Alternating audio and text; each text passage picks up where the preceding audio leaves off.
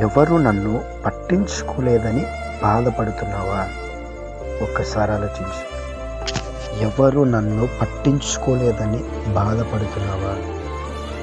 నా ప్రేమైన దేవుని బిడ్డలారా, ఎవరు నిన్ను పట్టించుకున్నా పట్టించకపోయినా నేను పట్టించుకునేవాడు ఒకడున్నాడు, ఆయన యేసుక్రీస్తు. ఒకటి నువ్వు గమనించు, బైబిల్ పరంగా చూసుకున్నట్లయితే యోబు కుటుంబము మొత్తము అన్నీ ఆయనకున్నాయి. కానీ అయితే ఒకరోజు ఆయన కుష్ఠరోగముతో బాధపడుతూ ఉన్నప్పుడు తన దగ్గరికి ఎవ్వరు వెళ్ళలేదు. నా ప్రేమైన దేవుని బిడ్డలారా, తన స్నేహితులే తన దగ్గరికి వెళ్ళి ఉన్నప్పుడు దూరాన నిలిచి ఆయనతో మాట్లాడుతున్నారు. ఆయన దగ్గరికి వెళ్ళడానికి కూడా వాళ్ళు అసహించుకుంటున్నారు. ఈరోజు నిన్ను ఎవరైతే వీడు నాకొద్దు, ఈమె నాకొద్దు, ఈమె జీవితంలోకి నేను వెళ్ళాలనుకోలేదు, వీని నేను చూడాలనుకోలేదు, ఈమెను నేను చూడాలనుకోలేదు అని మాట్లాడుతున్నారు.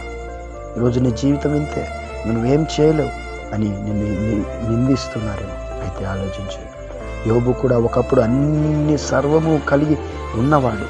అయితే ఒకరోజు ఆయన కుష్ఠరోగంతో బాధపడుతున్నప్పుడు ఎవ్వరూ ఆయన దగ్గరికి వెళ్ళి ఆదరించేవారు లేరు, ప్రేమించేవారు లేరు, పలుకరించేవారు లేరు. అయితే ఒక్కసారి యోబు ఎప్పుడైతే దేవునికి ప్రార్థన చేస్తాడో, ఎప్పుడైతే దేవునికి ఆయన మొరపెట్టాడో, ఆయన ప్రార్థన దేవుడు విన్నాడు.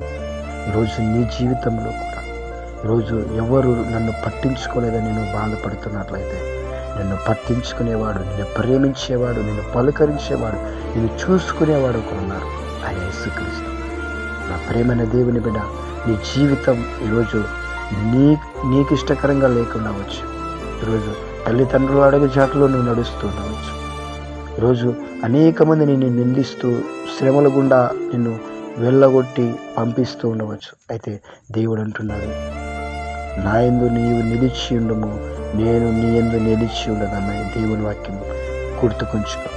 ఈరోజు అనేక మంది నిన్ను నిందిస్తున్నారా, మాట్లాడుతున్నారా? అయితే నిన్ను కాపాడువాడు, నిన్ను చూచేవాడు ఒక్కడే, ఆయన యేసుక్రీస్తు.